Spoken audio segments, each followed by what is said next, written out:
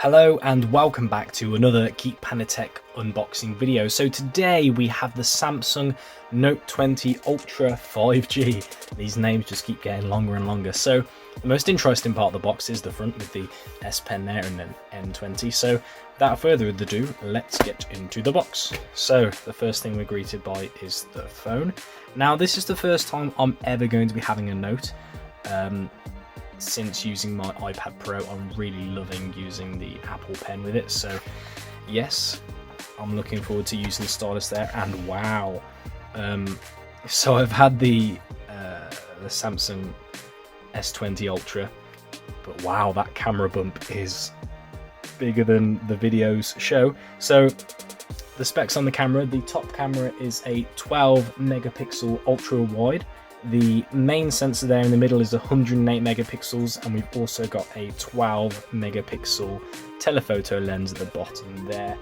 And on the very front, we've got a 10 megapixel selfie camera. Of course, looking around the phone, on the top we've got our SIM tray and microphone slot. On the right hand side, volume rocker and power button.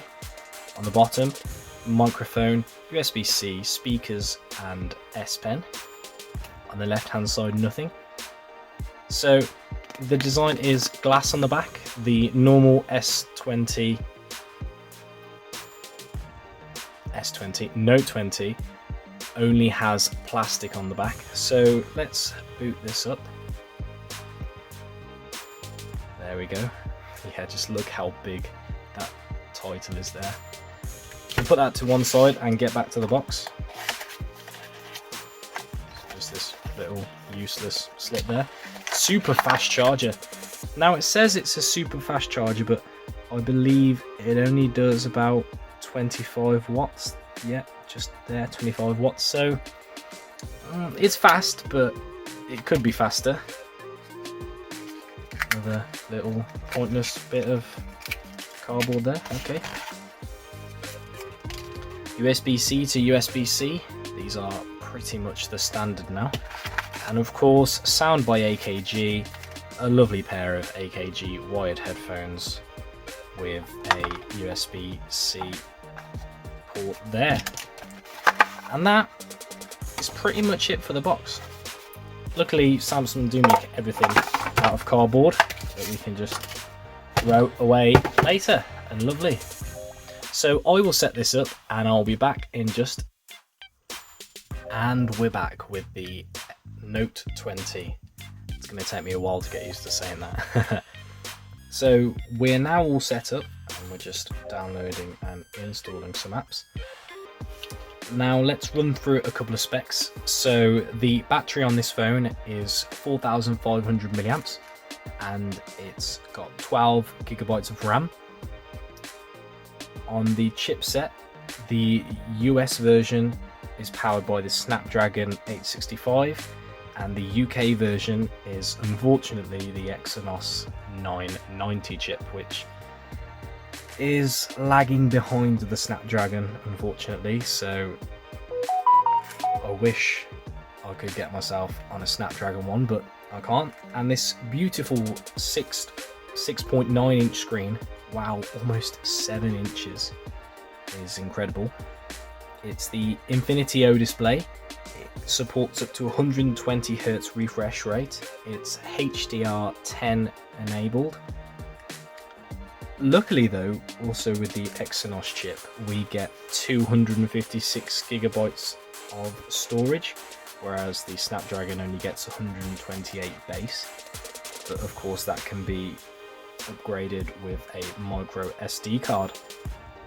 So I think that covers most of the specs. The weight of the device on the Ultra is 208 grams. On the normal Note 20 it's 192, I believe. And of course it's IP68 rated. So let's get this. I hope you got that. That was nice. Now it does come with a pre-installed screen protector, which you can just see on the front there, which is always quite nice, but is never a great screen protector. It gets scratched pretty easily, so I will be putting my own on. But just look at that screen. Now let's just hop into the settings very quickly. Let's have a look at display. So brightness, this device supports up to 1500 nits in brightness, which is very nice. I've already been in here and changed it to dark mode, of course.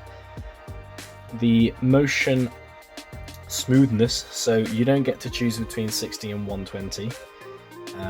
It's just adaptive or standard. So standard is just 60 Hz all the time, and adaptive, when you need it, it goes up to 120. Now adaptive is only available on FHD, so that's 2316 by 180, and not Quad HD, unfortunately. If I try to apply this, it will say high refresh rate isn't supported. But the FHD is fine, it looks very nice. That's all good. Just have a look at the screen mode there. So we can change it to natural or vivid.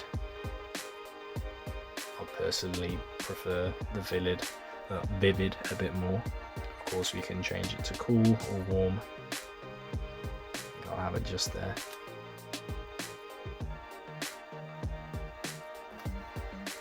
Now I've never used the S Pen before, but here we have the little beauty. Hopefully I can get that focused in. Now this charges just inside the device. I actually don't think it has a battery, I think it's just a capacitor.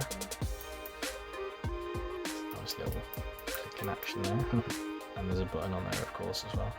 So it's saying air actions there, no thank you. That loads up the camera there.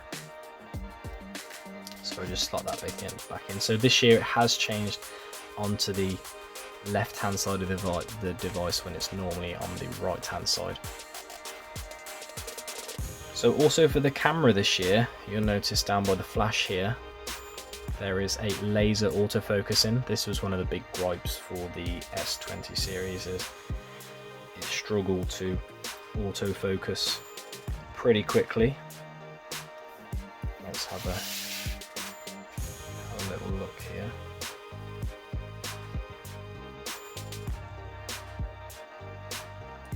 I don't know about you, but I think that's pretty fast. Lasering in on my dirty fingernails.